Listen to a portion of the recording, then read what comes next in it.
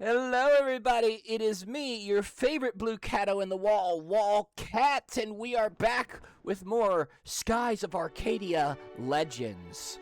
You might be happy to know that I decided to take my own advice from last time, and I wrote down some notes about one of the things to talk about during the gameplay, so that there aren't so many just long pauses of me doing nothing but just humming along to the background music. Not that the background music in this game isn't objectively awesome, as you guys have all been discovering. But yeah, hopefully this will help train my brain to be better at talking. And I actually found a few subjects to talk about, and hopefully I can work them in natural. Oh yeah, I did the save state last time. Hold on. Woo! Wouldn't be one of my streams if it didn't have at least one technical hiccup. Okay, so last time we made it through the Dark Rift. It was very spooky, very spoopy. We beat the pants off another admiral, Enrique's surrogate uncle, one of the only decent guys in the in the Valuan Empire, aside from Enrique and maybe Bieza.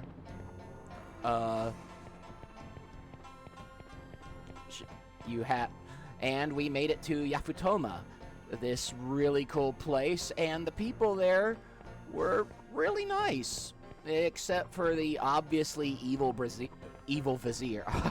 I almost said evil brazier. Evil brazier. Just like I'm sorry. I know it's not funny at all. But I'm just picturing picturing a piece of women's underwear with an evil mustache. And I can't stop laughing. Oh god, evil brazier.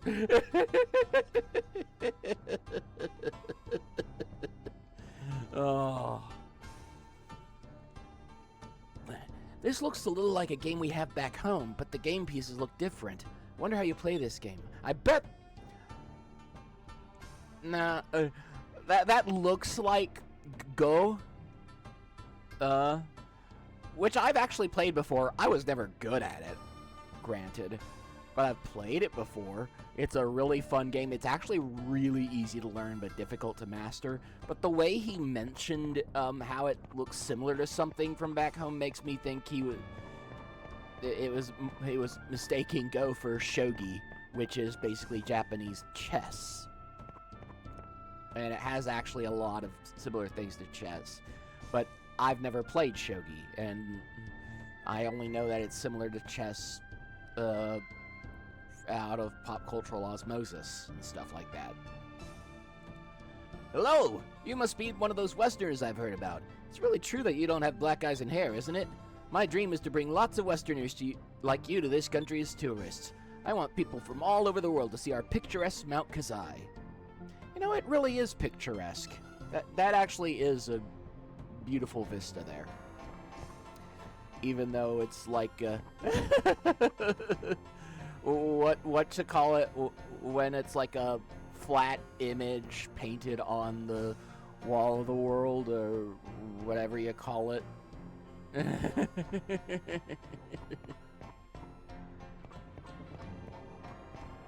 Yeah.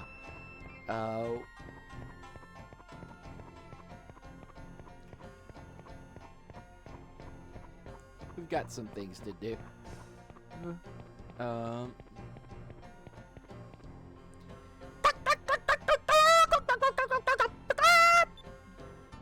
What's with this bird? Now, this is not a this is not a choice that matters in the least, but and it doesn't have any effect on your title. But give it a let's choose which one to do. Again, it doesn't really matter. It's just a little funny thing. 1, 2, 3. 1, 2. Well, no, 1, 2, or 3. 1, 2, or 3. 1, 2, or 3.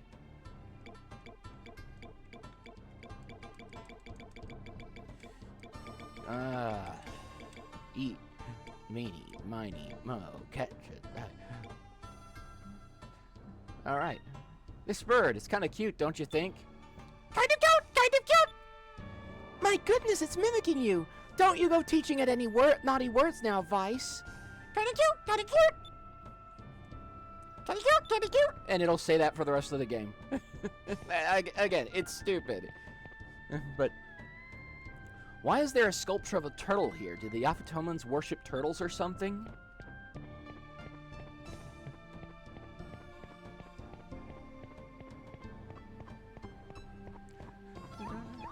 Oh, there's a Cham here somewhere. There we go. Yeah, this is a beautiful town. Absolutely. No, I don't want to practice sailing. I don't care if I can't sail a top ship. Prince Daigo will come back home by himself just fine, even if I don't go searching for him. Come on, hurry up and get in. You said you'd practice sailing in this tub ship. If you can't even sail a tub ship, you're never going to be able to help search for Prince Daigo. So their prince is missing. That's interesting.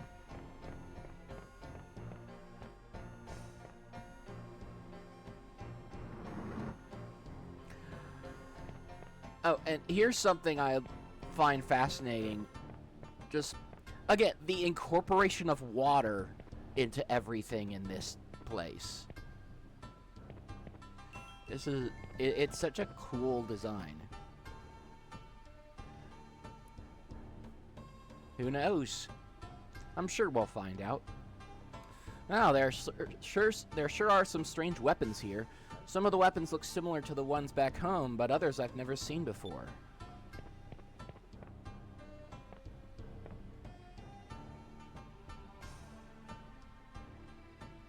I love this guy's hair. Come right on in. What can I get you? Tenko is the name of a gang of outlaws. They go around seizing weapons, spouting something about how bare hands are more powerful. You say you ran into Tenko? You're lucky if you got away without losing your weapons or your life.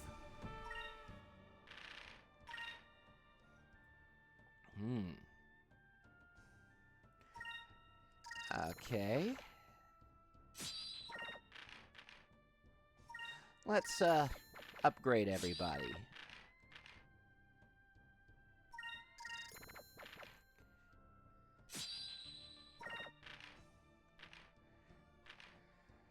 Alright.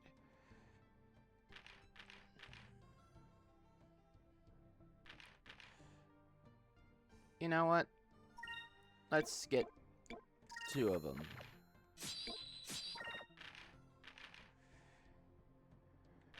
And let's get Aika the robe here.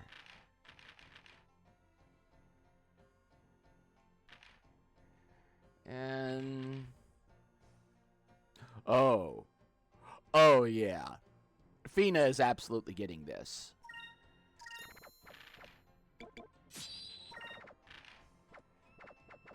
Oh. I might as well sell some stuff. So,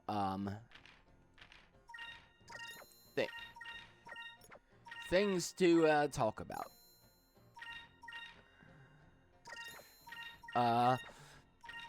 Opera. I don't, this might surprise you. I'm actually a really big fan of opera.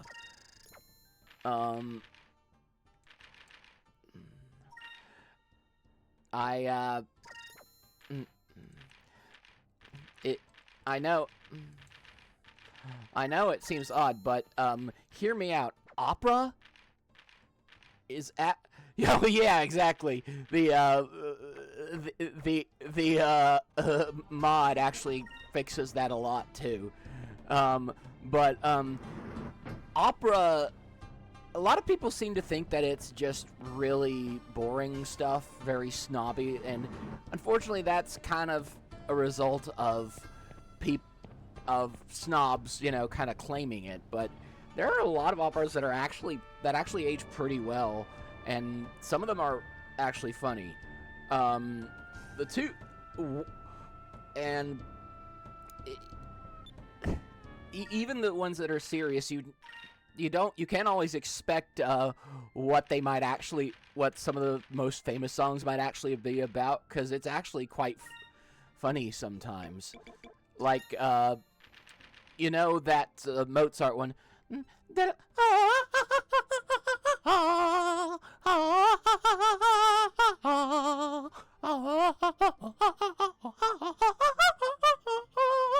That one where she goes really, really high. That song basically translates to, "Hey, daughter, will you please stab this one dude for me? Stab him to death with this knife that I'm giving you. Oh, and if you don't, I'll disown you." That's not an exaggeration, by the way. That is 100% what the song is actually about. It's the main villainess talking to her daughter and telling her to murder a dude. And that she'll disown her if she doesn't murder him. And another one that everybody knows or has heard of just from pop cultural osmosis, Figaro, Figaro, Figaro, Figaro, Figaro, Figaro. And then it has that really, really rapidly spoken part that a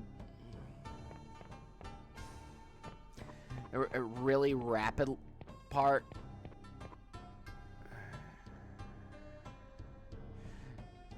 Oh yeah.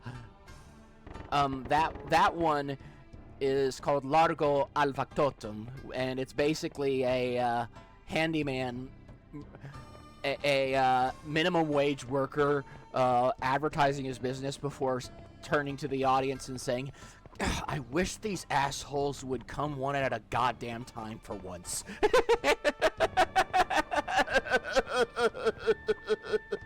Saying the customers are just pestering him nonstop and he wishes they just shut the hell up.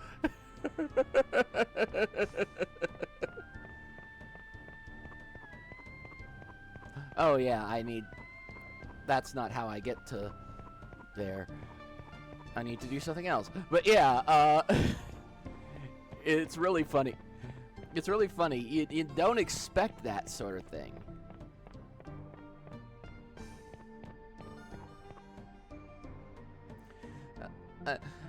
And again, it was opera did start out as the music of the upper crust, but Mozart actually kind of brought it to the people. That's why he made everything in German, because that was the language of the average Joe around him. At the time, all opera was supposed to be in Italian, even if you weren't in Italy, because that was the language of the upper classes. And Mozart's like, fuck that, the average person deserves good music too. And a good chunk of his German operas were played in what was that day's equivalent of a dive bar venue. I can't read Yafutomen, but there's a picture of a little tub. I assume that it means this is the place to rent tugboats then. Yeah, absolutely, Mozart was based. He was not the only musical rebel at the time. There were a bunch of them. Haydn was his absolute bro, by the way. And they were both big on just flipping off the musical establishment of the day.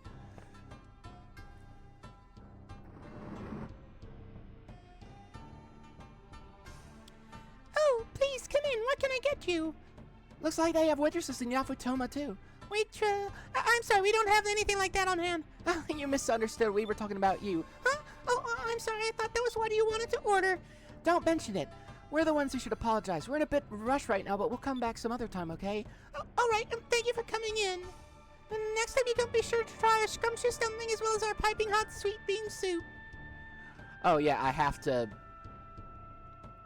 talk to someone else. She's actually a crew member. But you have to talk to her, find and talk to her sister before you can get her on your crew. What's this? Looks like some sort of tombstone. Can't read what's written on it, though. I should probably just leave it alone.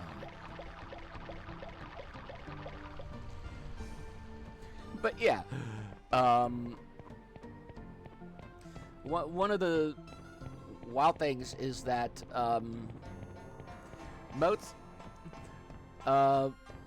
Mozart, he wrote most of his best work while basically being just hammered out of his mind. And he loved poop jokes. I mean, it was hard to find at least one opera that he didn't manage to stuff in some vulgar humor. And then there are the personal letters he wrote to, like, his sister with full of just really raunchy and filthy humor. And then there's the fact that he wrote a choral piece where the choir sings, Leg mich im Arsch. Literally, kiss my ass. And he did it just for the hell of it. There was no reason for it. He just... It wasn't to anyone in particular. He just thought that was funny. Yeah, I'll save that one. But anyway, and the famous Surprise Symphony by Haydn, bum bum bum bum bum bum bum bum bum bum bum bum bum. That was basically a musical prank. People kept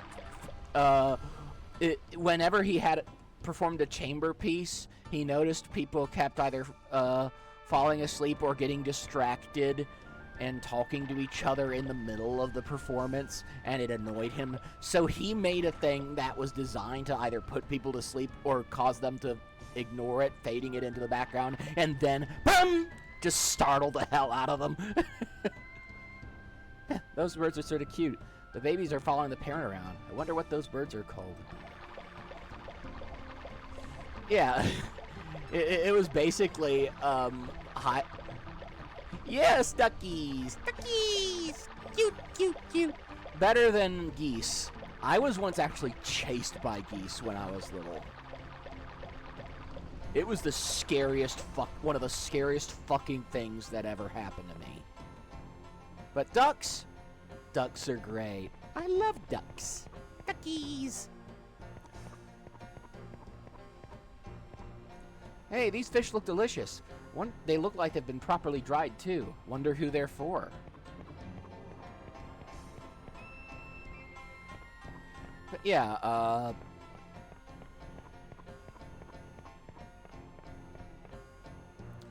Oh, you must be the Westerners they're all talking about.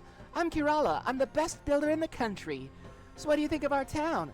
I bet you don't see such fine structures in your country. You're right about that. What a difference between seeing something and only hearing about it. You've really got a fine-looking town down here. You really think so? Sure, it warms my heart to say that. Say, maybe I should go back west with you and visit your country. I could probably show you Westerners a thing or two that will really amaze you. Hey, what are you gonna do about this place then? It's still under construction. Not to worry, this is my own house. It was getting pretty old, so I decided to remodel. Well then, it's decided. I'll go back with you to your country and build all sorts of things for you. Incidentally, I have a little sister named Urala. You might want to give her a holler, too. Yeah, exactly. Vice is just respectful of everybody except assholes.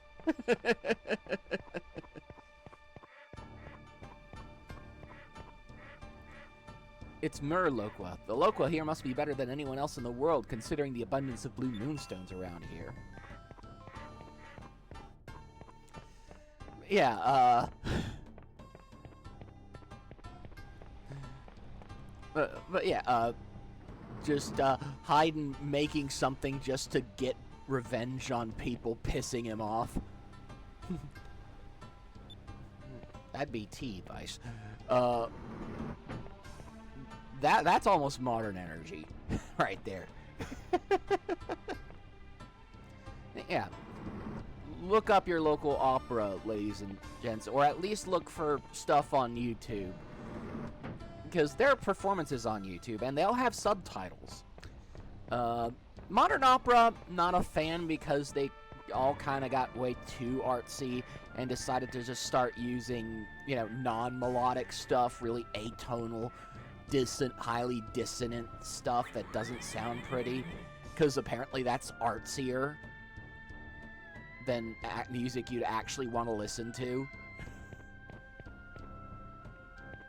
But if you like musicals, opera is basically just musicals before musicals.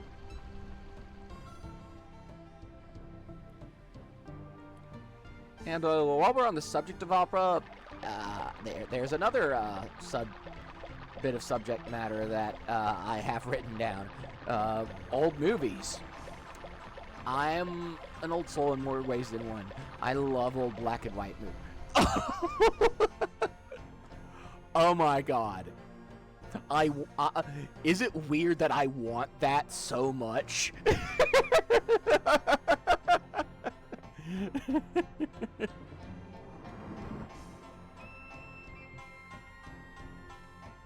Oh, you were here the other day, weren't you? Welcome back. The other day, aka the same day, like just a few minutes ago. Hi, excuse me, would you happen to be Kirala's little sister by any chance? Yes I am, but why do you ask? I thought so. Actually, Kirala has decided to join the crew of our ship as a builder. We're wondering if you might be interested in joining our crew too. Me? But unlike my sister, I'm not good for much of anything besides cooking. Cooking is a perfectly fine skill to have. How would you like to join our crew as a cook? Sure, okay, if my sister's joining too. But are you sure I qualify for the job? Of course you do. You can make us all kinds of tasty Yafutoman dishes. All right, I'll really do my best. Thank you so much. Yeah, let's check to see what we have on our crew.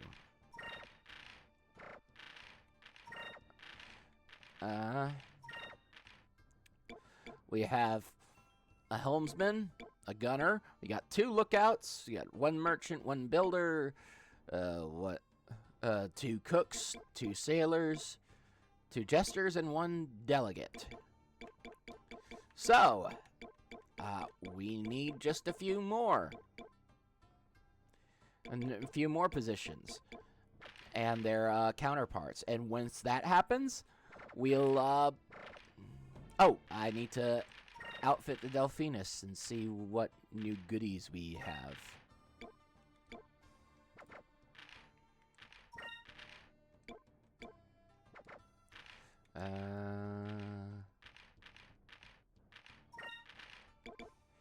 Yeah, we'll need more. As much as losing that defense will hurt a bit, you know what, let's put the compound deck here. Let's ditch the magical defense because we're not gonna have to deal with magic very often.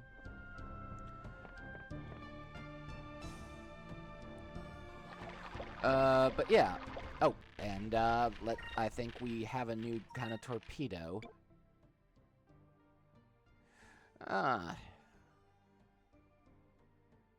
Yeah, we can do that. Tika Tika's our lookout right now, so he can really help us aim, which is useful.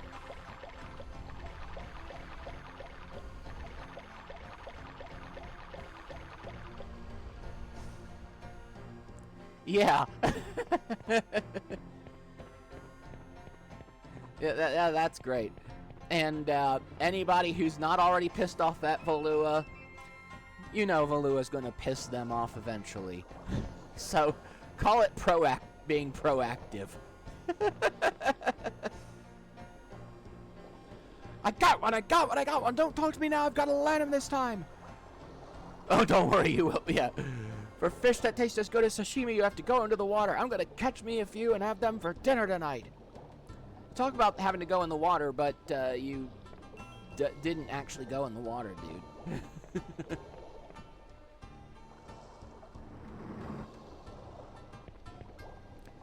Actually, Yafatoman ships aren't all that different from ours. The difference is probably the moonstones they use as fuel, then.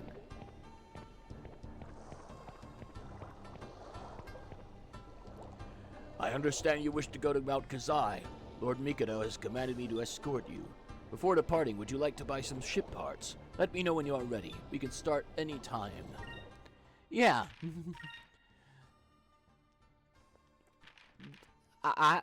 Is it just me, or just... Yeah. Let's have different figures.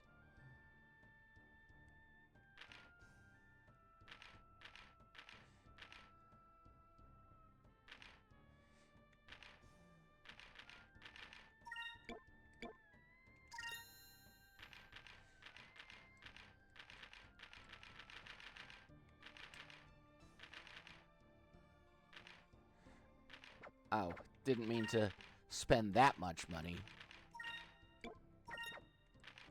But we can get some more.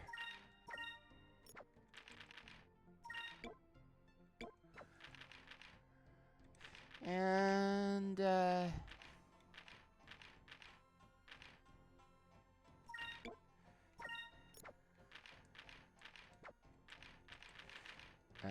okay.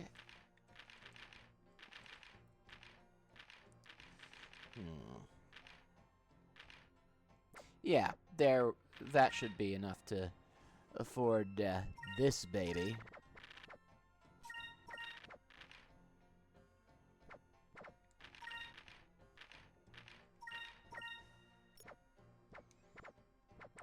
Yeah, exactly. Let's get going to Mount Kazai. I'll get the ship underway so you guys can just sit back. You guys can just sit back. You guys can sit back and take it easy. Oh, I almost forgot. If we're going to go inside Mount Kazai, I'd better take this along. Deep inside Mount Kazai is a cavern, and in some places there will be water. This underwater suit should come in handy. What? We have to go underwater? But I can't swim. Do not worry. As long as you are using the underwater suit, you should be fine. Just be sure to breathe normally. Yeah, I always breathe normally when I'm trapped in a tiny suit that, if there's even the slightest breach, I could be crushed into my helmet. Or drown, depending on depth. I always breathe normally under those circumstances. Yeah, I was going to talk about old movies, but, you know, I lost my train of thought there. So, I'll skip that for now, and just focus on the story for a bit.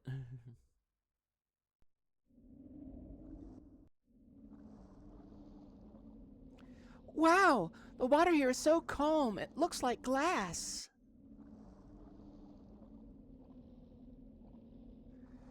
It's hard to imagine that this was a volcanic area covered in lava at one time. What is that thing? What? Looks like a huge bird. That must be Blueheim. Blueheim? Yes, Blueheim was the blue gigas. It looks like Blueheim was trapped in the lava and encased in stone. If that thing ever got free, we'd be in trouble. The gigas that you faced so far couldn't fly. Can't imagine how tough this one would be. We should secure the blue crystal as soon as we can. Let's go! You know, I find Blue Phoenix. You know, I find it very strange that this is clearly a place based on Japan, and yet Blueheim is very clearly a Germanic-sounding name.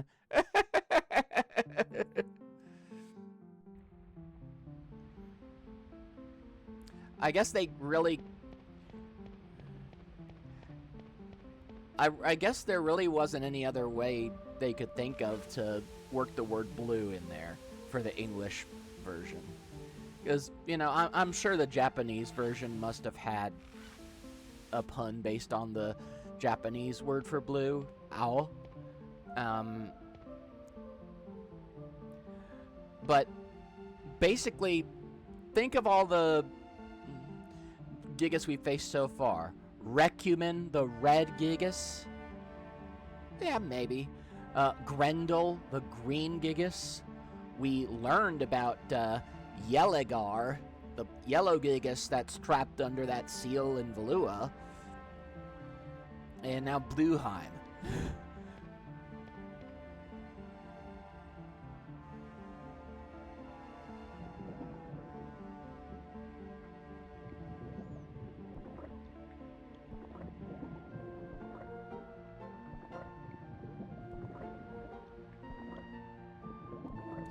So,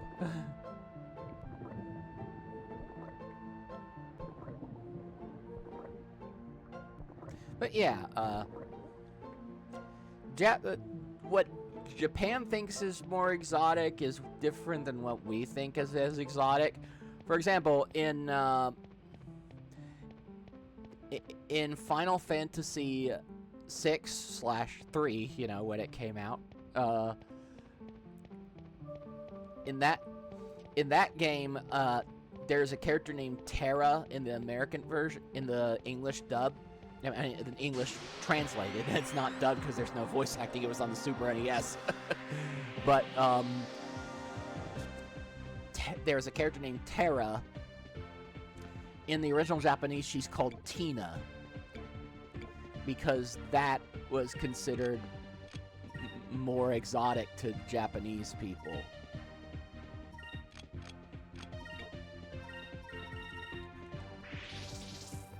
So yeah.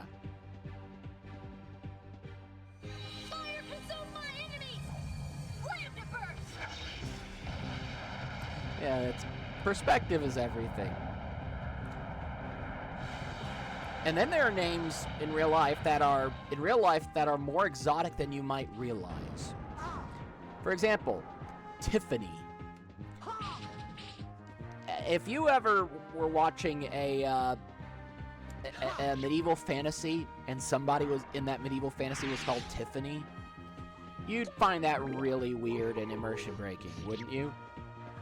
Yeah, exactly. But Tiffany was actually super omega common in medieval Europe in a lot of places.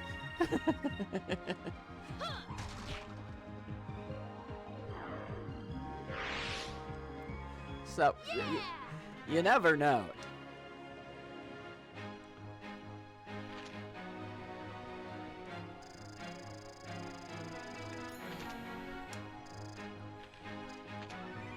And they're the... I don't know, actually. I'm a bit embarrassed by the fact that I don't know.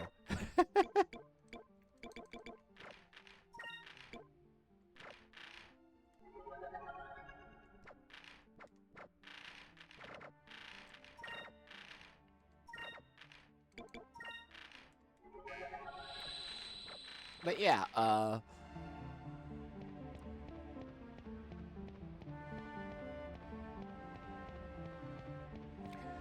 let's see, what,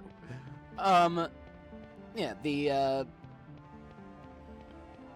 the funny thing is, there's also the fact that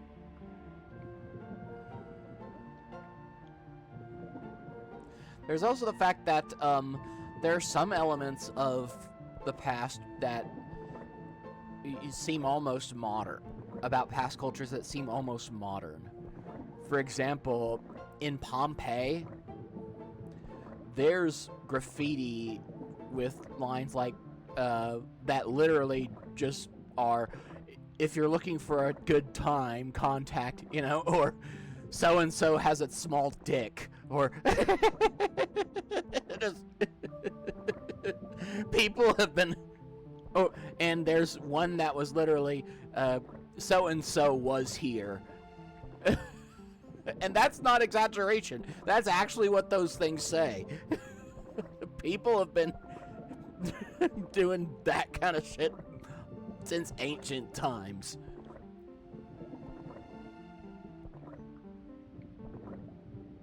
And that's not even going into the meme-worthy, most ancient angry customer letter. Nasir. Nasir. I wonder what he'd think, realizing that thousands of years later, people still think of him as a shithead.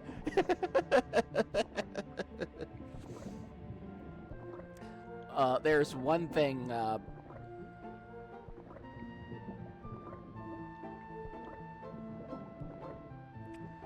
there is actually one thing, that,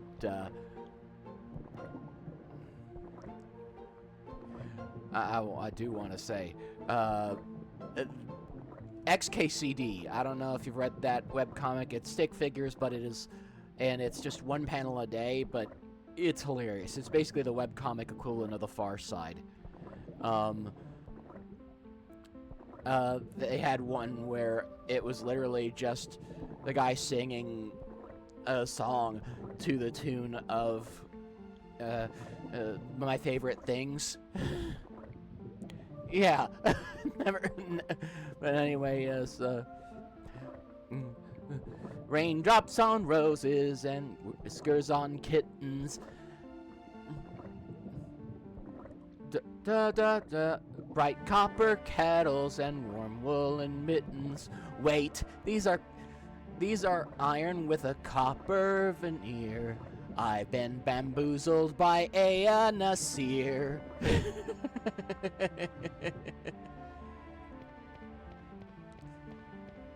Yeah, yeah. But the funniest thing about that whole thing to me is the fact that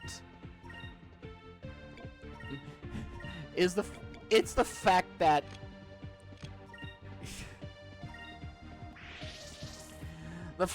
there's the fact that Nasir himself evidently collected these complaints. That was just that was just the most famous customer complaint. He had a whole collection of them in his house. The guy was unintentional dickhead. And he was evidently so proud of being a dickhead that he kept customer complaints in his house for posterity. Yeah. Oh, crap. That's not the right... Yeah, exactly. Let's try and get a sense of... Okay. I think I might want to check to see if there are maybe some chests down here. But yeah. Ancient people were different from us to the point of being alien, but at the same time, they were still us. Still absolutely us.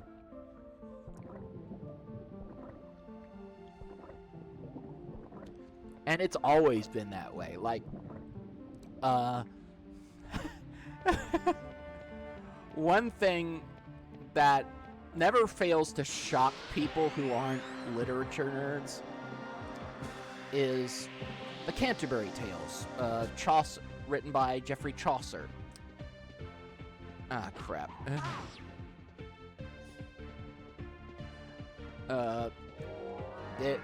There was a anthology collection written in Middle English, in the 1300s, I think. I'm not sure. Ah, shit. This is gonna hurt.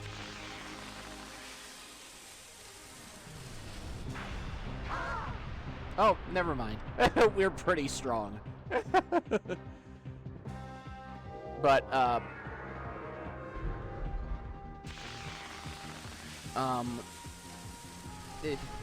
it's basically the conceit is that he was with a bunch of pilgrims who were going from London to Canterbury on a religious pilgrimage, and one of the pilgrims is a tavern owner, and he says, okay, I'm going to have a story. Each of you tell a story on the way there and then on the way back, and I'll judge, and whoever wins the storytelling contest will win a free lunch at my tavern when we get back to London.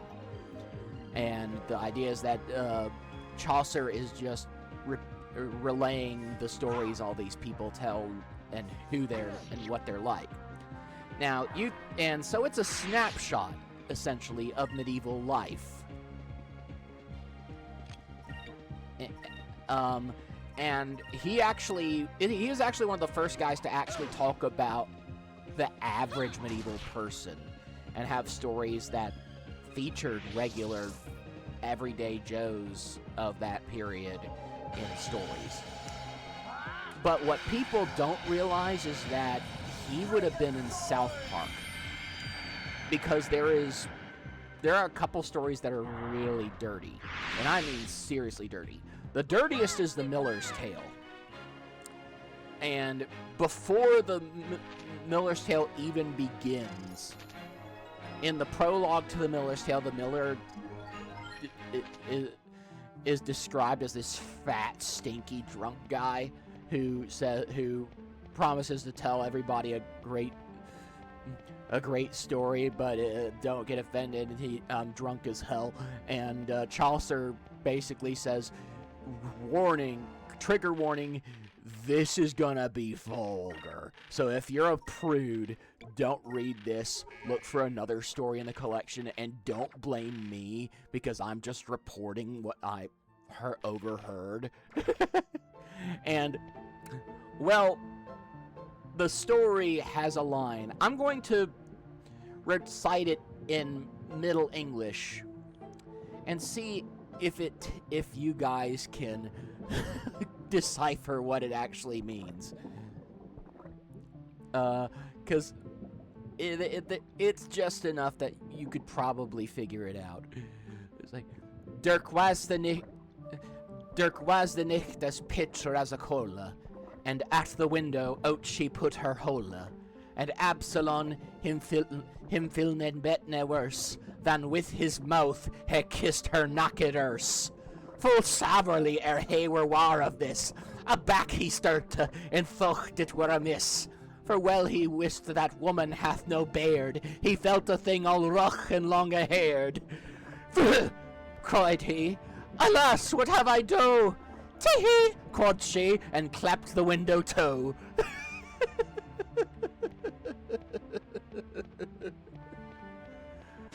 It is exactly what you think it sounds like. And if you're still clueless, the girl tricks the guy into kissing her butt. Middle English literature. So, perfect timing, Savant. You just walk into me reciting in Middle English one of the most vulgar stories from medieval England. Just on a whim. Well, darn. I should have had I could use Delta Shield. Hopefully nobody gets put to sleep by this. Well, there goes Vice. Over there.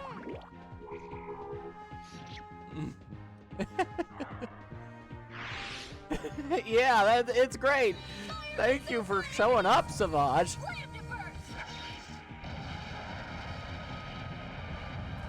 Yeah. Oh my god. Yeah, Chaucer would have been right at home in the internet era. He would have been doing like YouTube poops and shit like that, you know? Here goes. Woo!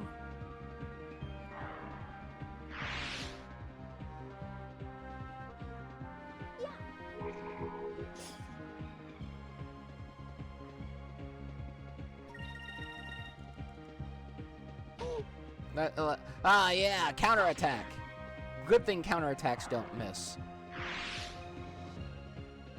No, no, no, no, no, no, no, no, no, no, no, no, no, no, no, no, no.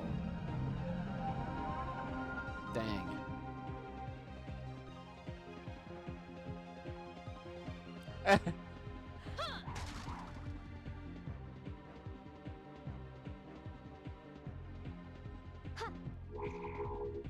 There we go.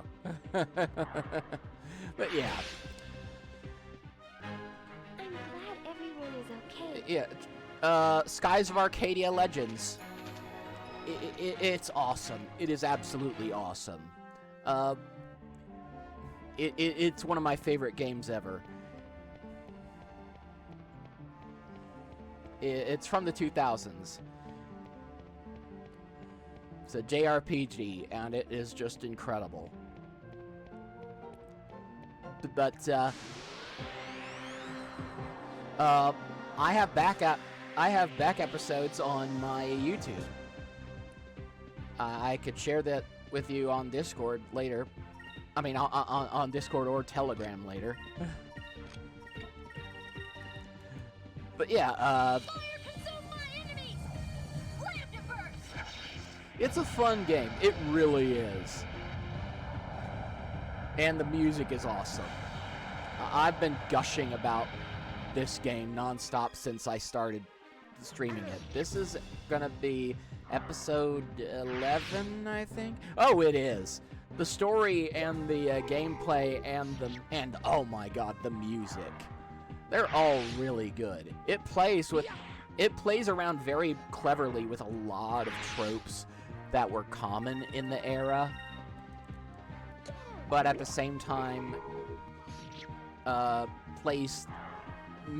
when to deviate from the common tropes. It's really good.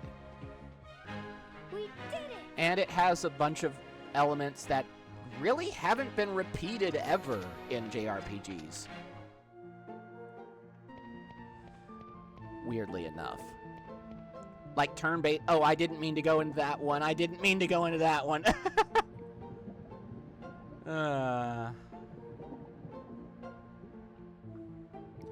Yeah.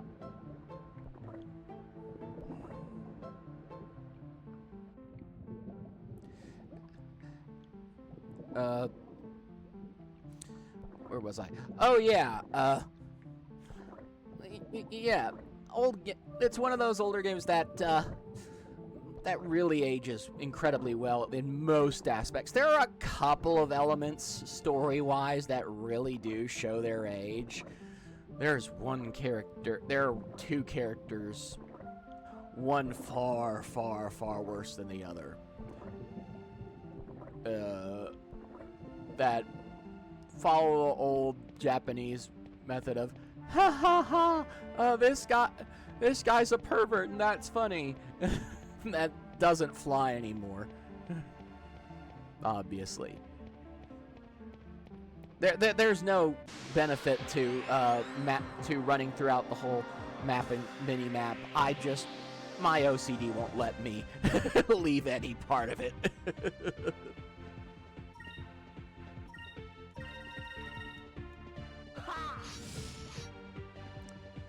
Yeah, there was... I've been around since... I was born in '86. So I lived through the late 8-bit era, through the 16-bit era, through the 64-bit era. And there are a bunch of games that actually do age really well. 8-bit games, Mario Brothers 3. Mario Brothers 3 actually is still genuinely fun to play and holds up well against a lot of more modern, short-term platformers. It's short by modern standards, but it's one of those platformers that's so well designed it doesn't need to be long. If that makes any sense. Let me see.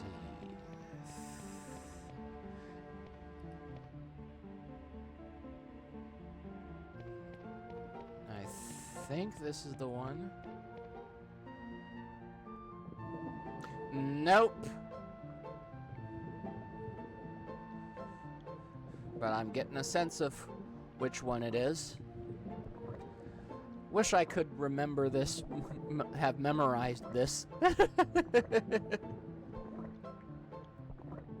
But at least the music in this dungeon is really nice. I love the little plucked synthesizer and the choir sounds.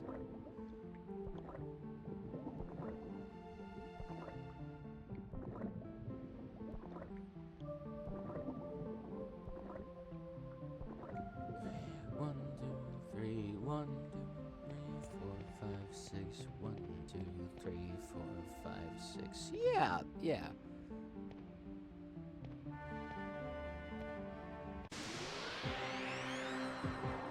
But, true. At least this one is not as annoying as the water temple. Actually, believe it or not, the water temple in Ocarina of Time, I think I may be the only person on the planet that actually loved that temple. That didn't find it annoying or unlikable. I loved that temple. I love that dungeon. I thought it was really brilliantly designed. And I mean, yeah, it's a hard one, but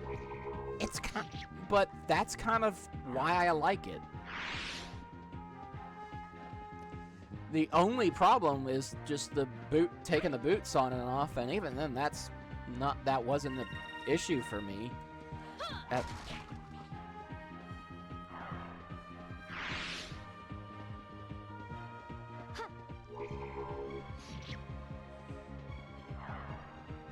Yeah, yeah, it's the iron boots, really. That was easy. But as far as I was concerned, that was a minor quibble for me. Let's see, is this... Let's see if I can... Yeah, this is it. Oh, never mind. Oh, wait! We did get it right. Woo!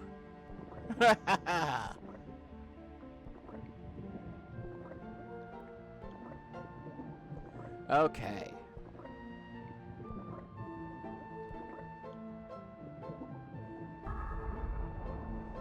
And we now see the gimmick of this dungeon.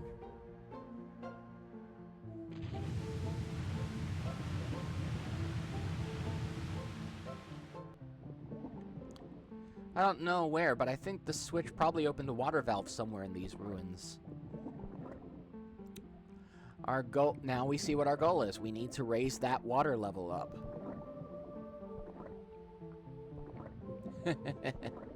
It really is a water temple.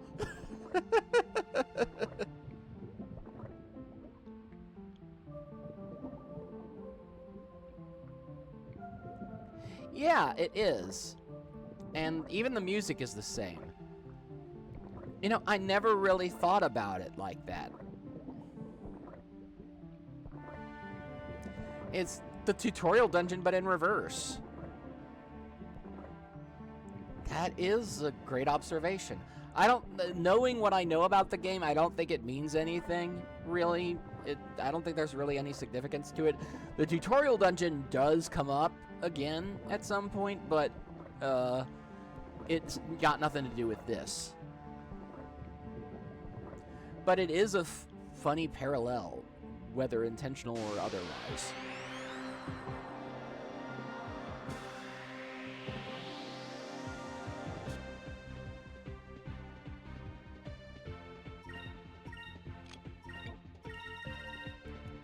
Yeah.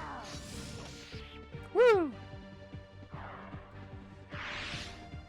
Ica, destroyer of trash mobs.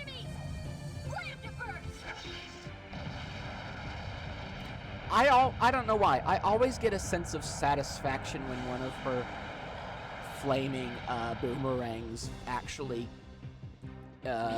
goes through an enemy, even though it doesn't really matter based on it doesn't matter in terms of damage.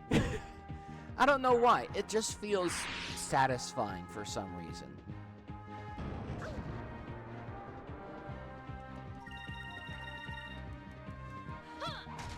Am I alone in that? That was easy. Yeah. But other games from my childhood that I would definitely recommend. I mean, of course, you know, Ocarina of Time. We talked about that just now. But also, Final Fantasy 3/3/6. We mentioned that. That one, holy crap! As far as I'm concerned, that is the greatest video game ever made. Ever. I mean, it really is as flawless as a game can hope to be. 16-bit era, and Uematsu just pulled out all the stops with music. Not only that, he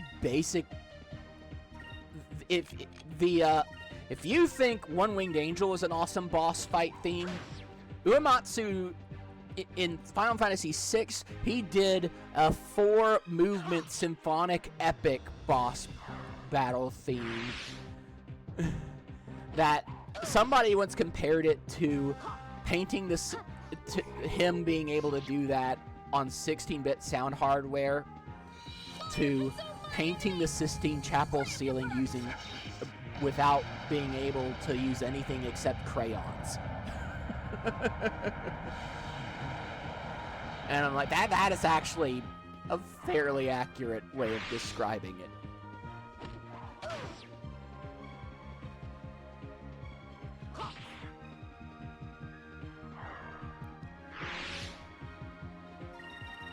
Hell, the game has opera in it. Or at least little bits and pieces of an opera. It's complicated. Yeah. And and the game that made me fall in love with music and want to learn to make music and compose, Secret of Mana. I've heard lots of attempts to make orchestrated versions of that game's soundtrack, and none of them seem to work, and then I found out why.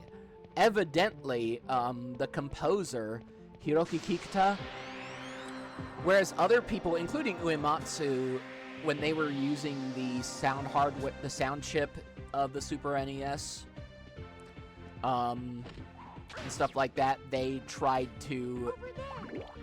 if they were going for an orchestral sound, they usually just tried to use whatever equivalent of an instrument, a real-life instrument they could. Basically, Kikuta, he composed as if there were no real-life instrument parallels. He just used every sound as if it was its own unique, specific instrument, and put them together with that in mind, even if it wouldn't make sense with real orchestral equivalents. Like, some instruments in the orchestra don't really kind of clash with each other timbre-wise. Like, it'd be really weird to pair, like, a flute with a tuba or a trombone.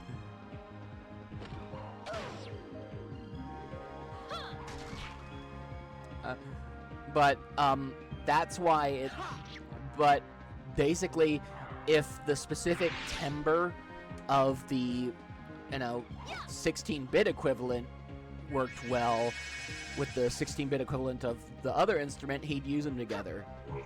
And that perspective actually is part of what made Secret of Mana soundtrack so unique. He basically used the sound chip of the Super NES as an instrument of its own.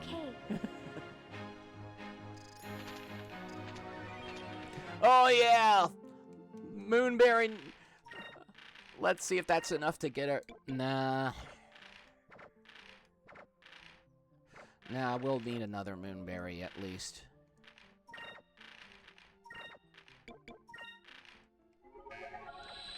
But yeah, Vice's final super move. Holy crap.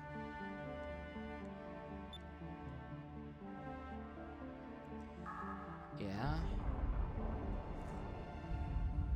Yeah, the opening song from the title screen music of Secret of Mana, the title screen itself, holy shit, that stayed with me ever since.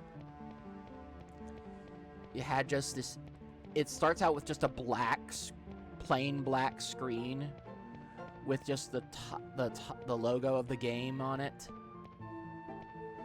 And, just this beautiful echoing piano melody as the credits flash in front of it. And then just as the beat drops with this beautiful reverse symbol, the, blackness opens like a, I don't know what it's called. It's like a curtain raising transition. But it just shows this beautiful, just the pushing the limits of the Super NES hardware to their maximum to give you this incredible image of a massive world tree. And Vice is asleep again.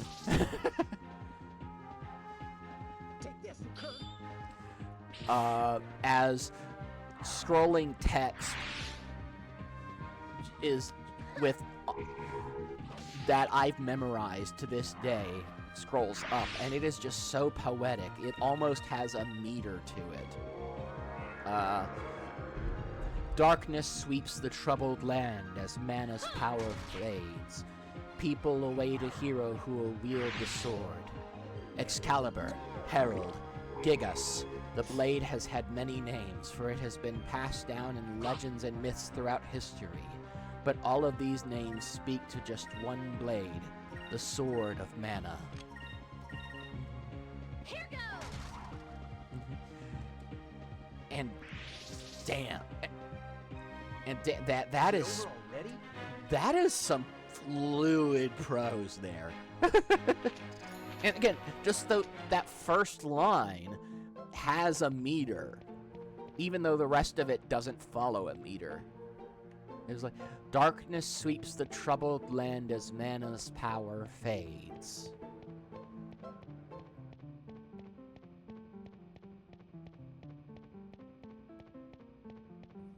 That is such a brilliant thing, and it sets the tone beautifully.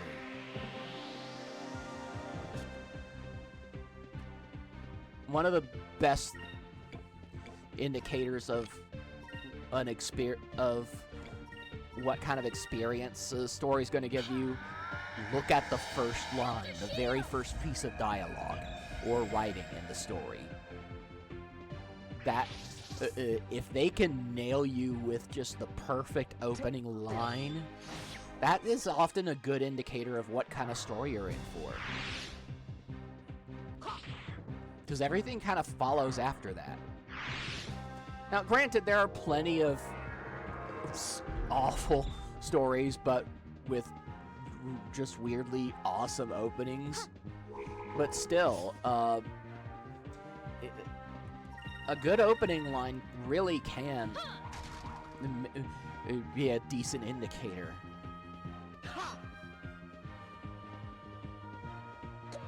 I hate loopers, honestly. Ah, finally. Can't escape me forever, jackass. That was fun. Speaking of nostalgia, out of nowhere this morning, I found myself looking through 90s stuff. Because again, I was born in 86. By the time I was old enough to realize how awesome the 80s were, they were over. so I'm mainly a 90s kid.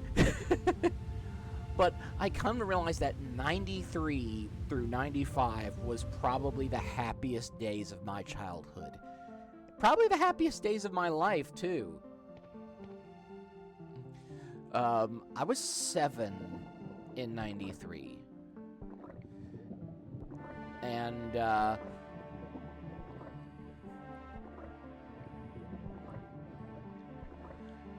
we were... And, just everything was cool back then. 93 was when was when we were introduced to Power Rangers. You know, America was introduced to Tokusatsu. And 93 was when Jurassic Park first came out and fucking blew everybody's minds, and every kid had a dinosaur phase. And then there's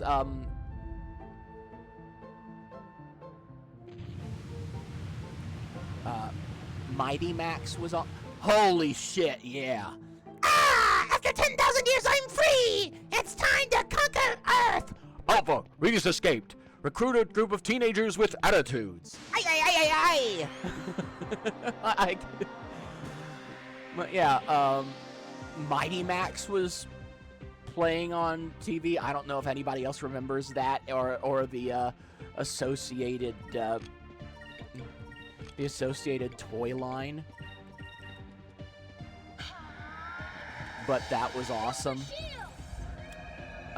SWAT cats. Fucking SWAT cats. I bet people turn furry from that show. Animaniacs. You had, what was it? Oh, you had so many things. Just...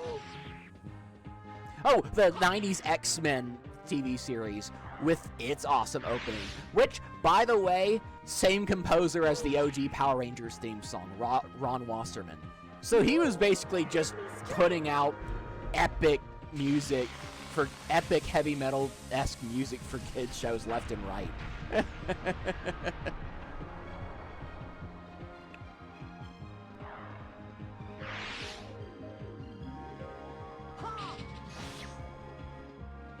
But yeah, it was good, dear. It was good times. We are victorious. I remember back then, the Lego set that everybody was after was just Lego Pirates. And we had a toy box, a big wooden toy chest that was handmade and hand-painted.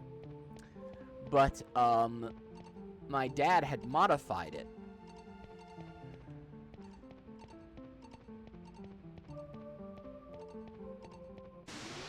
My dad had modified it. He painted blue on the top and then with a little bit of green and yellow to make an island, and then he glued various bits of appropriately colored Lego pieces to make the top into like an island in the middle of the sea for Lego pirate stuff. On the lid of the toy chest.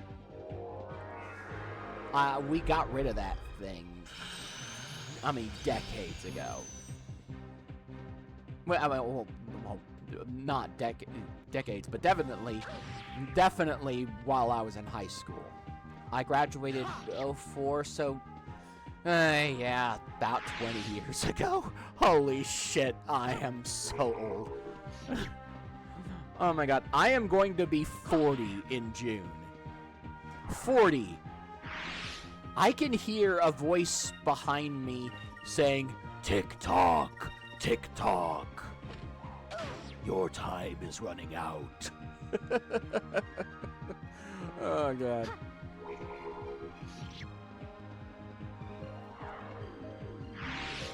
That was fun. But yeah, it's pretty wild. It's pretty wild. Just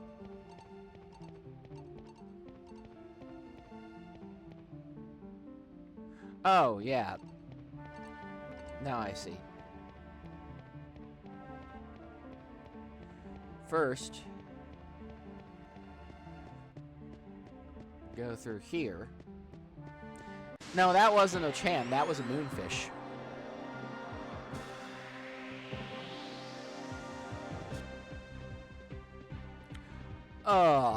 I hate those centipede-like ones.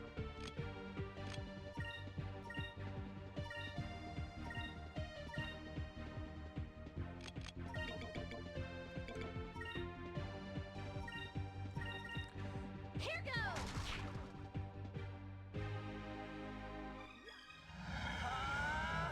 Ha! But yeah, I'll be 40. That's crazy. That is just insane. Prepare yourself. Coincidentally, if any of y'all watching Let's try this. or watching on YouTube or whatever, if any of you want to, you know, do a little something for me, give me a present, I would not object.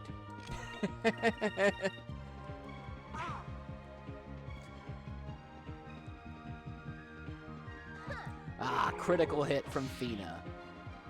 And of course it doesn't actually kill it, but she's got her heart in the right place, so.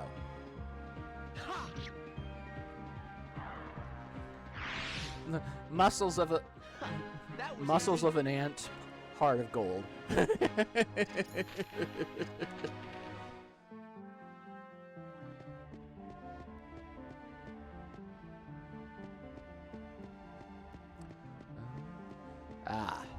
Dead end. Yeah. I can't believe it. Just... Yeah. At least I got some fun things lined up for this month and the next couple months. Next weekend, I'm going to Nasham FurCon, which is in Nashville, Tennessee, which is basically my backyard. I live in Franklin, which is about maybe 15 minutes or so away from where the venue is. Next battle goes as well. But it's the first con under that name, so it's brand spanking new. This is the first year of that con. But I'm excited. I'm very excited.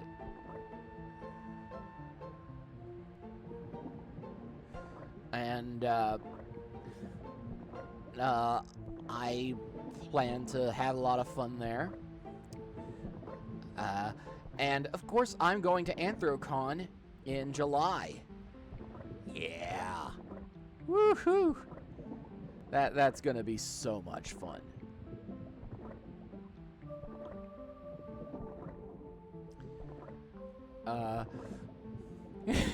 I intend to. Yeah, Oh, will this be a Zivelin Bane chest? I'm wondering. How does this guy keep... And by the way, how does that guy keep catching up to us?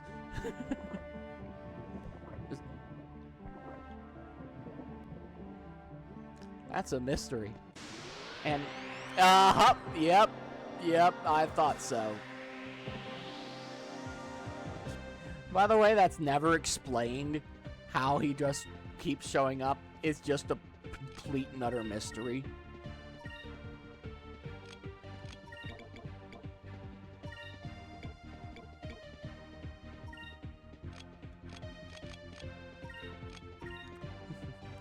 But yeah, it's fun. Yeah. At Anthrocon, I'm not gonna be in the marching band this year. Tried that last time. It was 80 degrees. And I was... yeah, it was 80 degrees. And my fursuit head is kind of cheaply made, so it slid down on my face, and I couldn't see a thing in the middle of the band. I was playing guitar.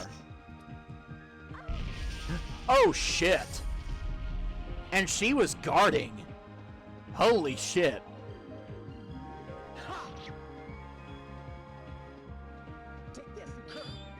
Wait.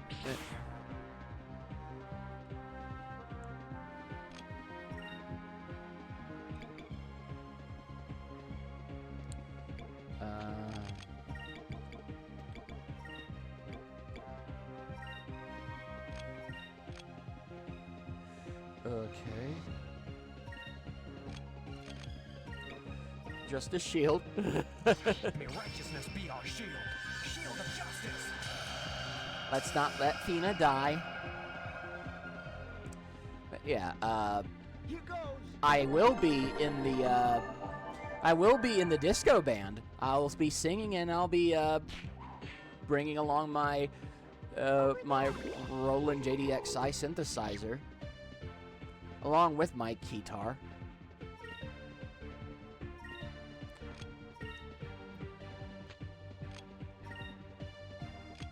So that's gonna be fun.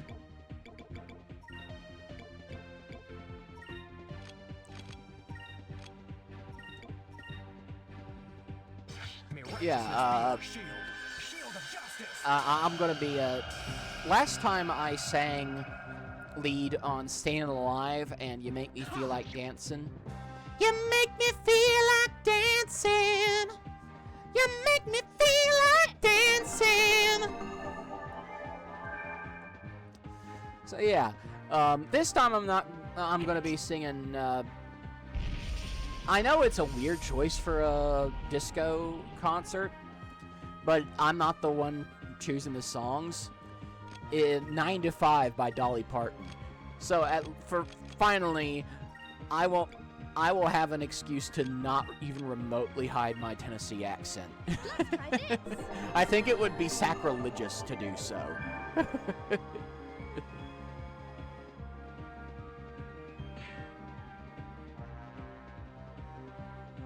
with a Dolly Parton song.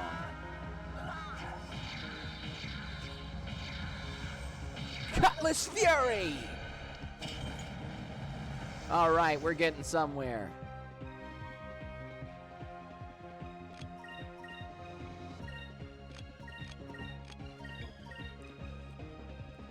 Yeah. I'm excited. I'm very excited. But it's going to be 9 to 5 by Dolly Parton. It is what I'm going to be singing. Also, I will, however, be joining a couple other guys in singing harmony on How Deep Is Your Love by the Bee Gees. So that'll be fun. Along with me just playing my synth.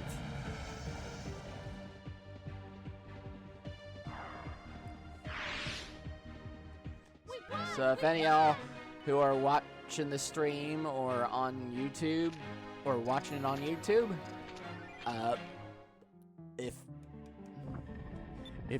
if you're going there and you see, and you find me, give me a holler.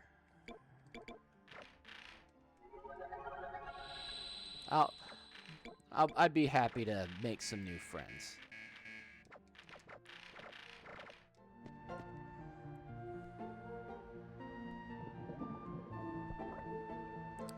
Okay. Yeah, this, I've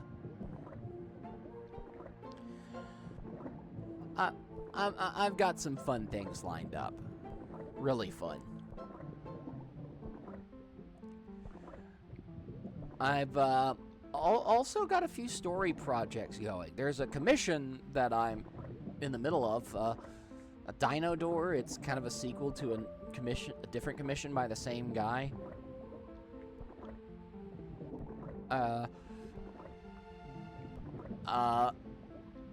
I'm working on the next chapter to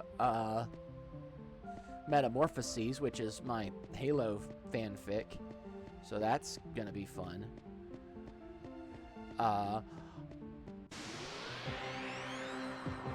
I'm also working on little bits and pieces of Crisis Remastered, which is the Oblivion self-insert.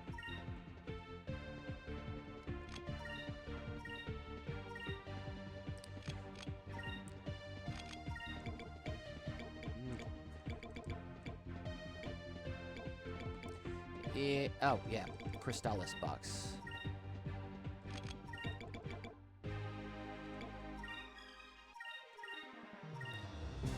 Yeah, Try this.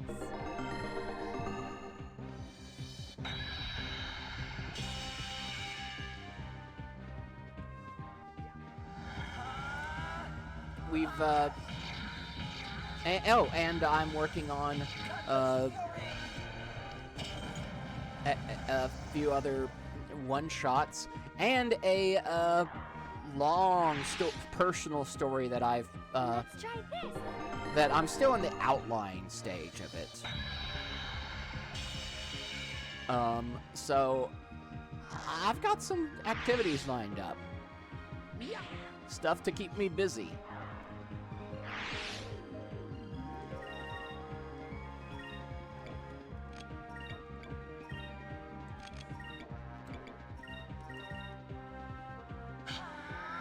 Delta shield. It's a lot of fun.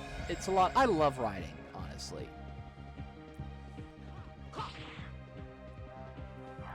Ah, that's nice of you to say, visitor. Oh, and by the way, those of you watching here or on YouTube, Metamorphoses, That was easy. my Halo fic, you'll find, if you, I'll share a link in the YouTube, in the comment section of the YouTube video of this episode.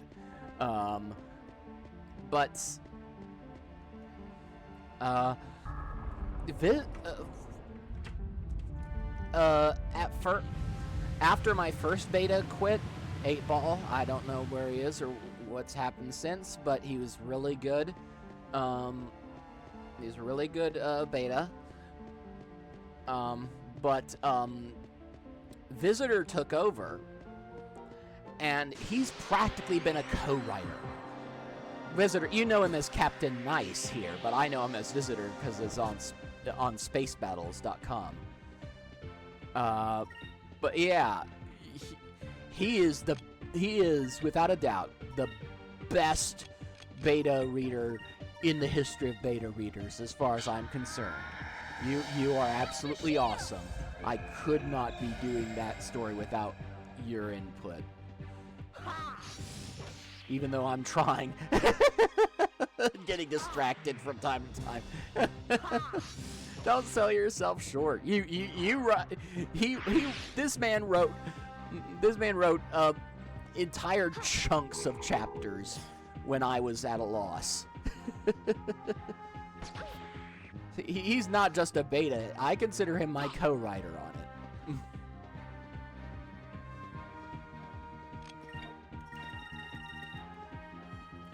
So, show him some appreciation if you see it on Space Battles.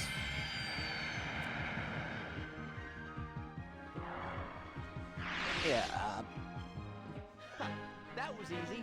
Heck, I'll let the visitor, if you've got links you want to share, links to, profiles or stuff with your stuff, I'll let you do it in the chat. I'll let you advertise. Just for you. Out of appreciation, if you want.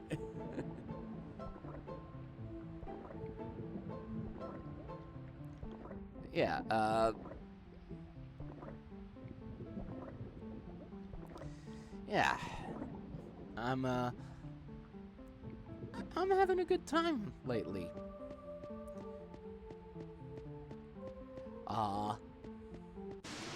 Well, in any case, things are going well for me.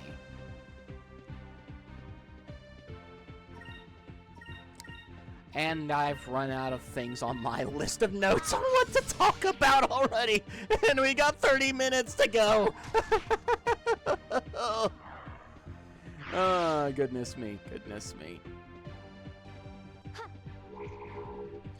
This would be so much easier if I had more people in the chat.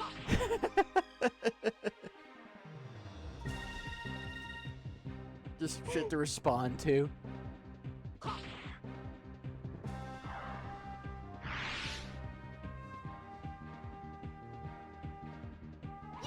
Ah, there we go. Yeah, That was fun.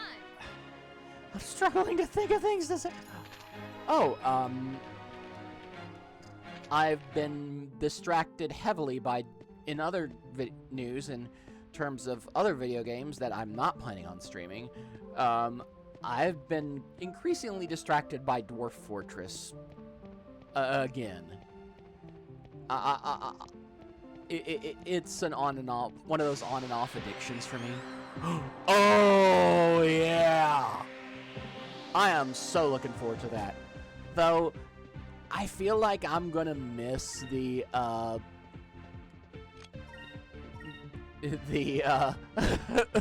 laughably bad,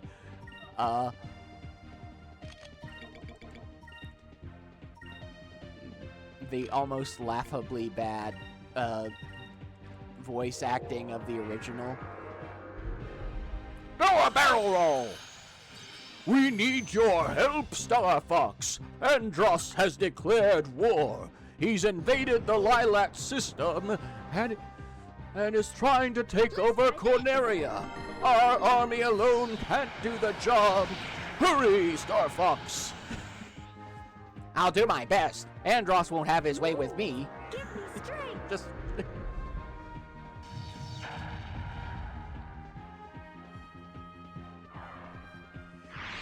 Yeah, true. The wild thing is, just looking back on early voice acting in games, if you grew up with that shit, you didn't notice that the voice acting was bad because, holy crap, the characters in a video game were speaking. We did it. That was something that did not happen. Once upon a time.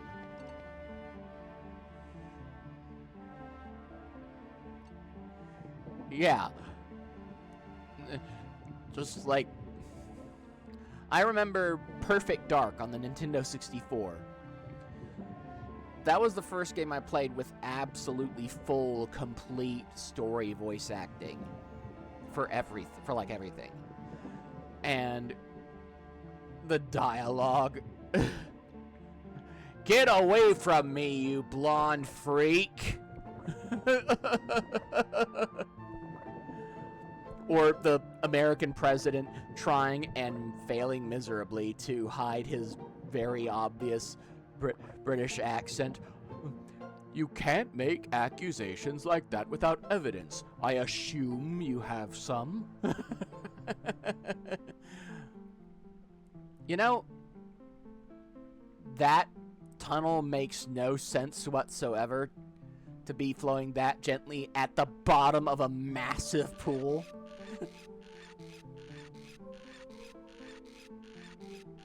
But yeah, the multiplayer.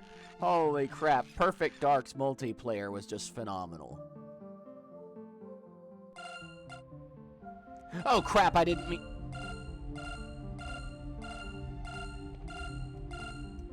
Oh crap, now I can't.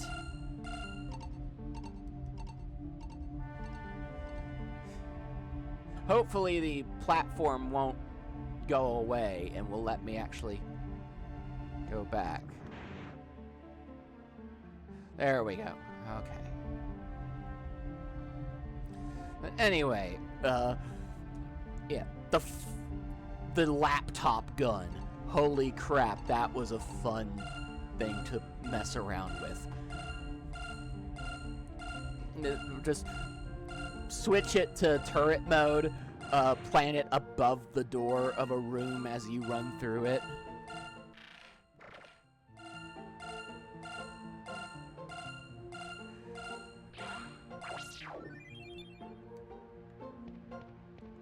And, of course, pray that the other player isn't on the other side of the map with the far sight, which can literally shoot through walls, and it has basically a range that covers the entire map. That there was a reason most people banned that. It was like it was like banning Odd Job in the multiplayer for GoldenEye.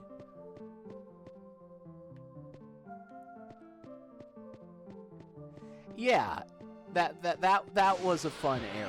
That absolutely was a fun era.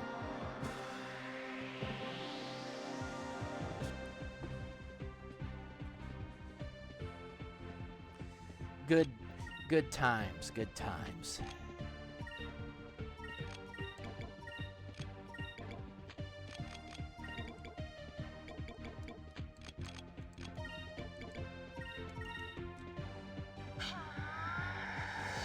Delta shield! Eh. But those times are gone, sadly. Hopefully somebody can bring that back. That would be great. What I really want brought back is Give me strength! a full-on 3D F-Zero game. We have F-Zero 99, and that's fun, but I don't know. Just the insane shit that was in stuff like F-Zero X and F-Zero GX.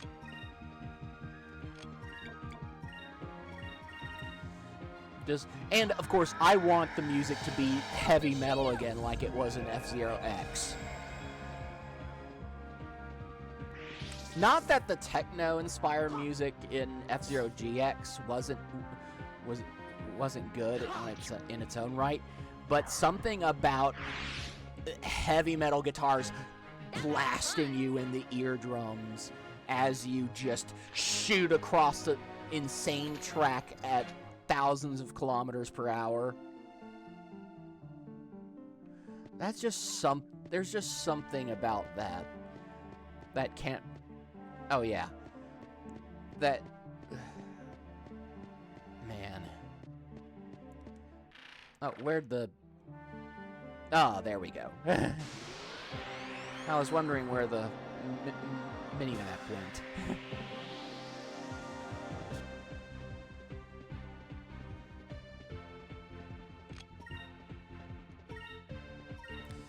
Yeah.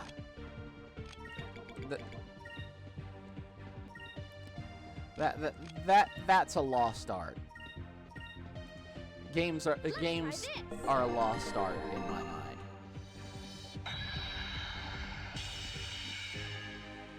Especially since nowadays you don't even get the full game. You get like a sneak preview and then you have to buy the rest of the game as DLC.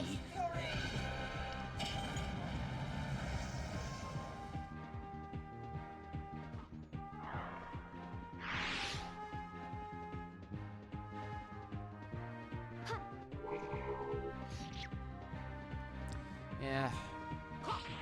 That's a rough time.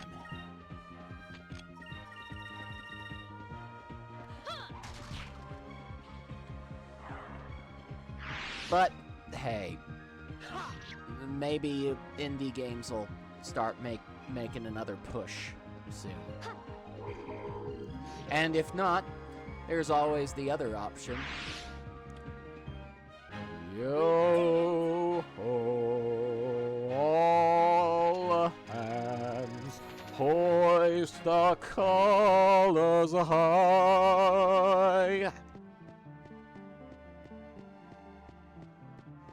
Not saying what it is.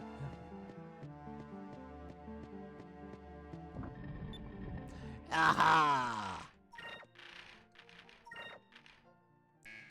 Yes!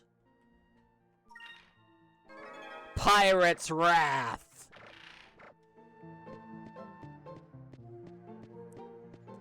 That's what I'm talking about.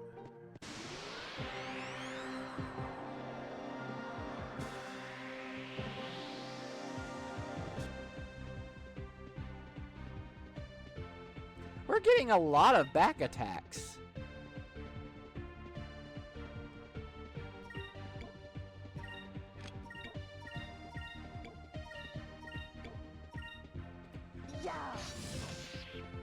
Yeah. Yeah, it does. That does seem kind of like. It does seem kind of like it, doesn't it?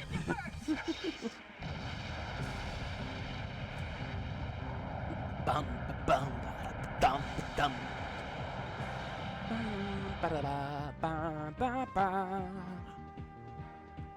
We are kicking your ass and taking names from you.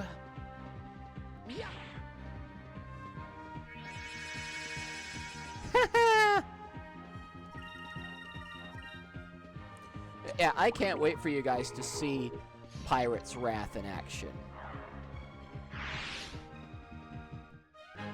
That was fun. Oh no. Oh no. I just remembered. The boss of this dungeon. Oh my god, the boss of this dungeon is an asshole. I mean, it is just ridiculous.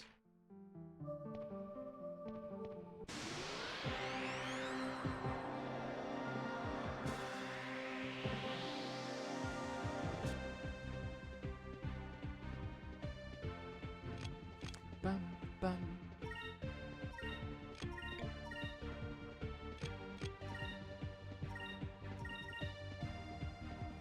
Fire consume my enemies! Grab it first! Yeah, the upcoming boss, I am not looking forward to him, but I do have one Aura of Valor.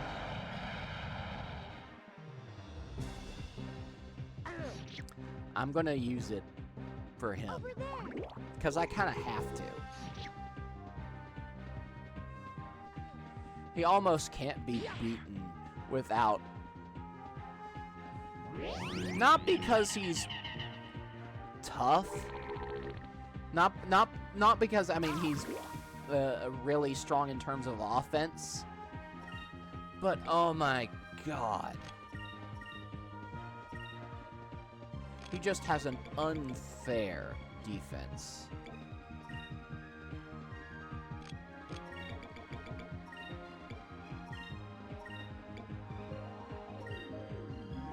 Let's try this!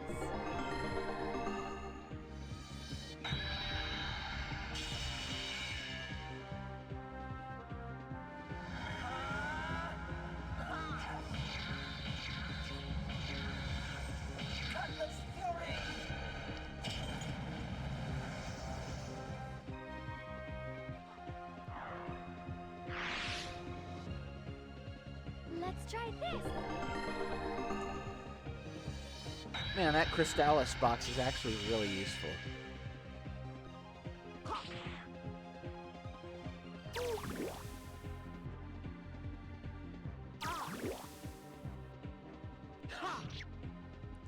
There we go.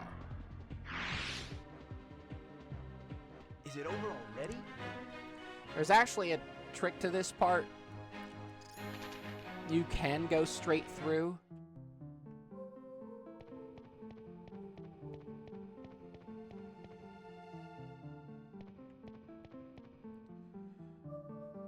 But, there's some, enemies along the way that you can avoid if you take the higher route. Hey, it's okay, Savage.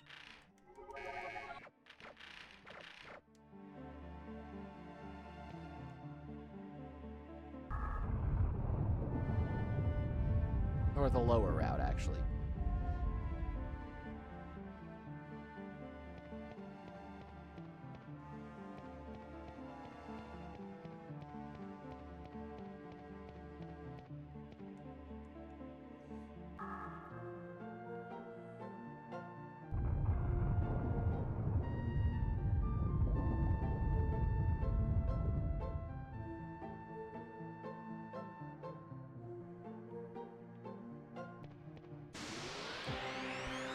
Yeah, I love this dungeon except for the last boss in it. It is just...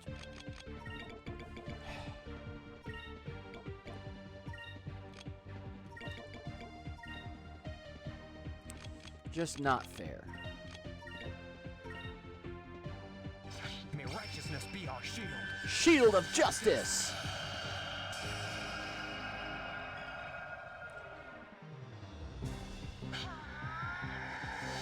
Delta shield!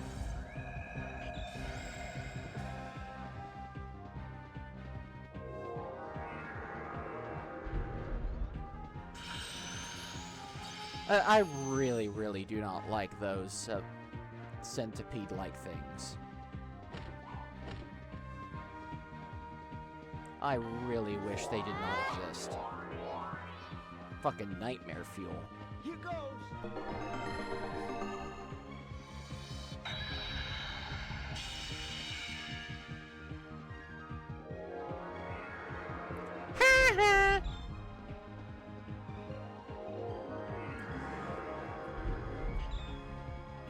Denied!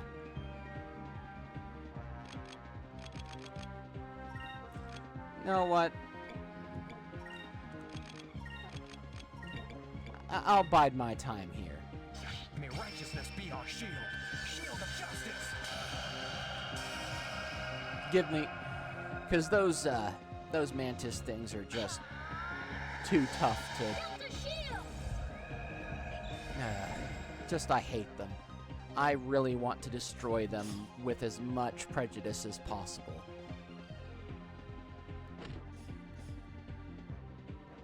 I mean, I want to be practically so much prejudice, I want to be practically racist towards them. Ah, shit.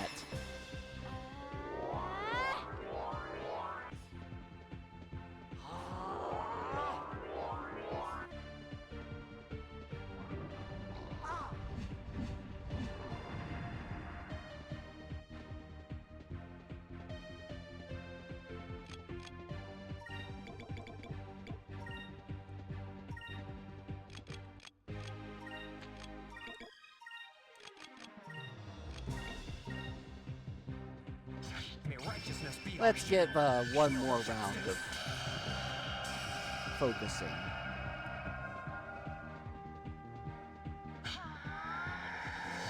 Delta shield!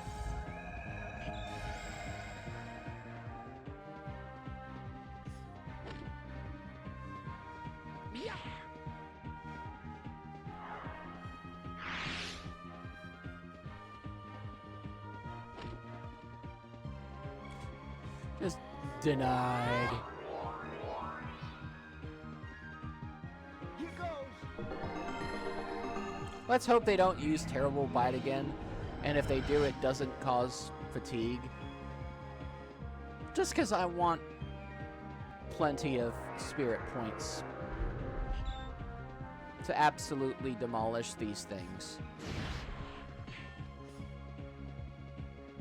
Over there! No!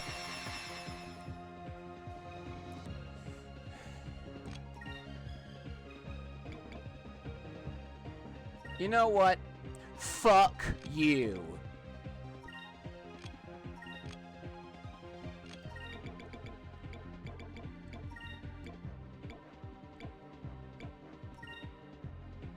You guys are gonna get to see Pirate's Wrath early.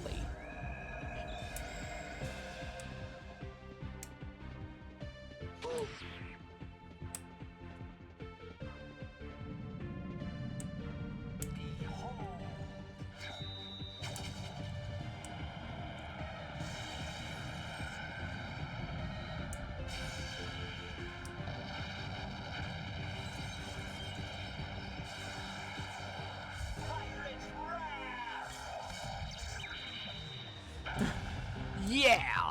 Fuck you! That's my Pirate's Wrath! This should work.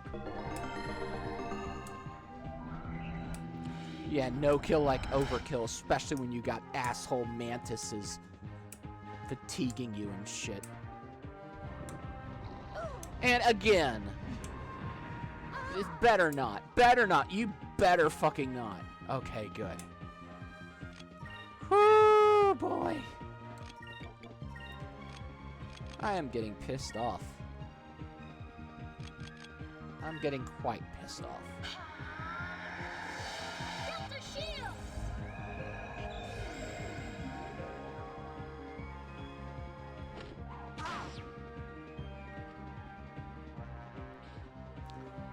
No. No!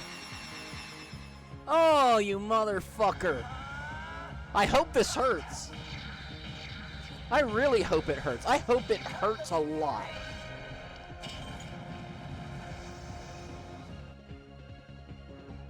Yeah.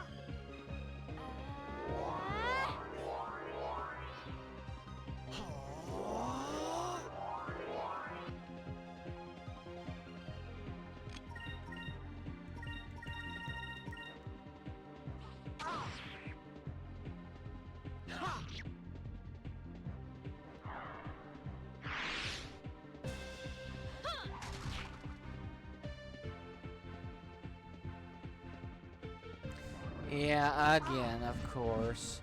Gotta do that shit to me. At least, at least the side effects don't last after the battle. They just go away. But, oh my goodness. Utter victory. I fucking hate those things.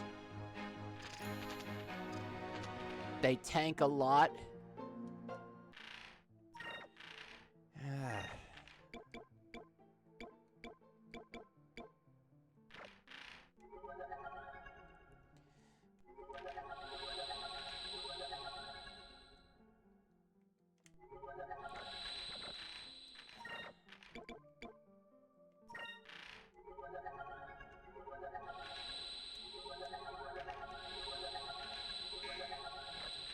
All right.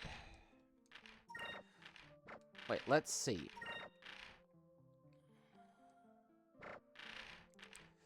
Okay, let's see what...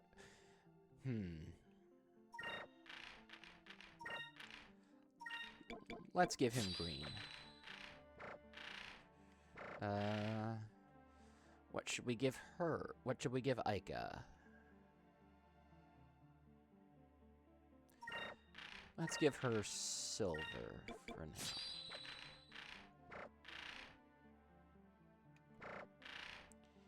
And, let's see.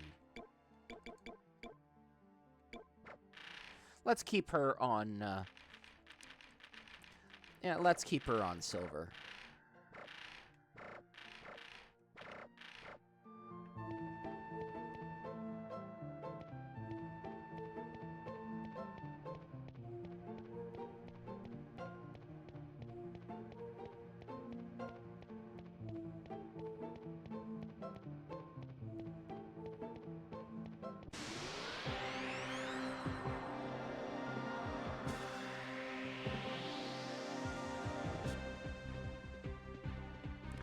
Ah, finally. Something easy.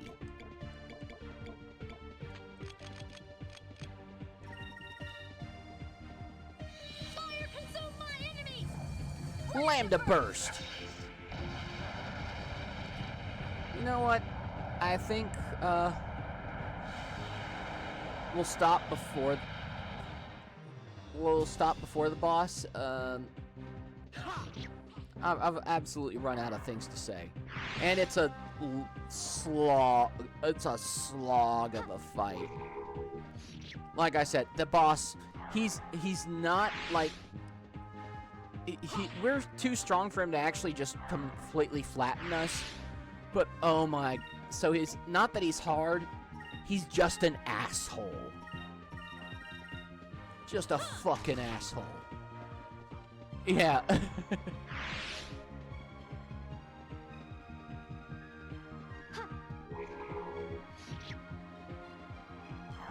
And the story picks up steam right after, not long after the boss ends. So, let's get to the, save point. But first, I'm gonna make sure to, do a save state just in case.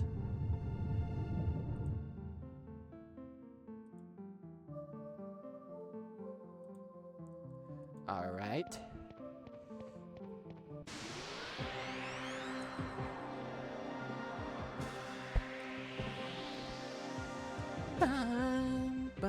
Oh, wonderful. Hi.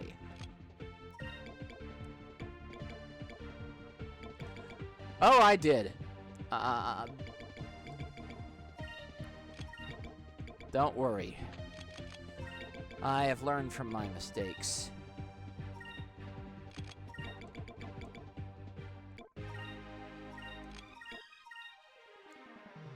May righteousness be our shield. Probably don't need this with Skull Shield in effect, but...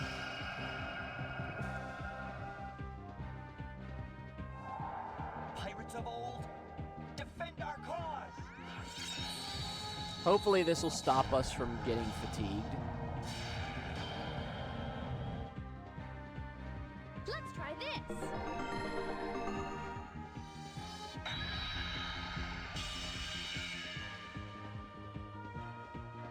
Let's try this.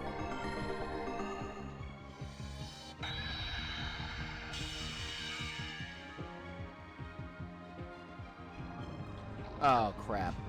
It doesn't stop special attacks. And, of course, fatigue.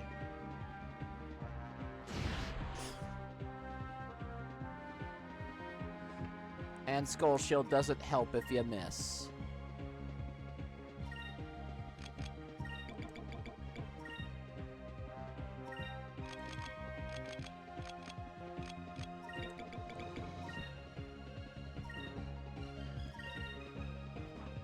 Let's try this. Okay. You assholes better not use Terrible Bite again. You better do something that can actually get me use of the Skull Shield.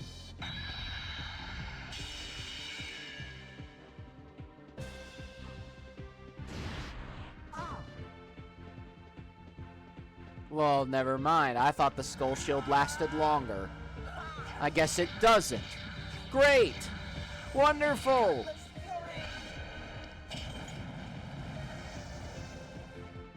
Perfect! That's what I always fucking wanted. Take this, you cur!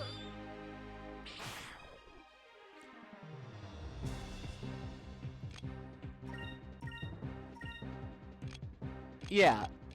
Again, that's something that the mod... Yeah, that the mod that I mentioned, rebalancing, actually fixes to some degree.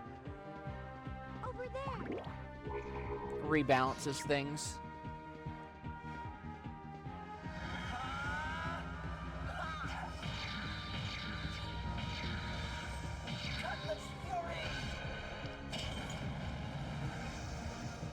But hey.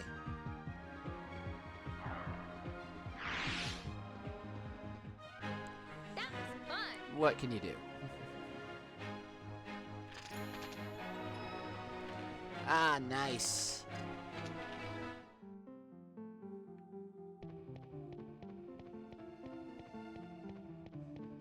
Alright, hopefully there's a save point right ahead of us.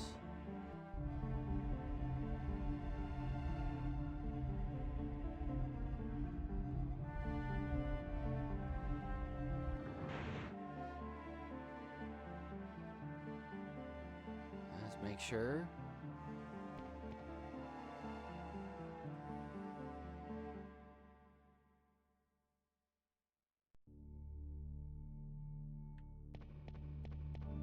Yeah, save point. Woohoo!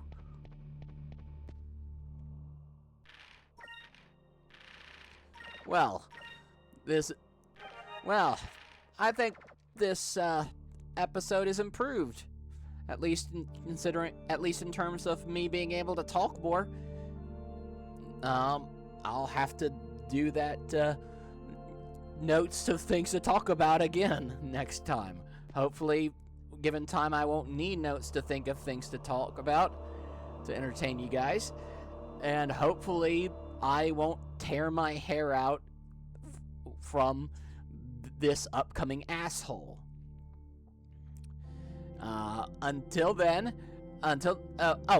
actually, I won't be here next week. I'm going to Nasham FurCon. I'm gonna be spending late nights there. But a week after next, I'll be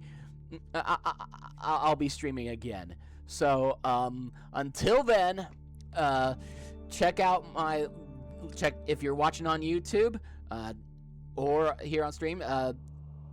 Check out my links to the Discord in the description of my YouTube channel and my Ko-Fi if you want to have some benefits if you ever want to commission a story from me. And I will see you guys next time. Until then, have fun, live your best life.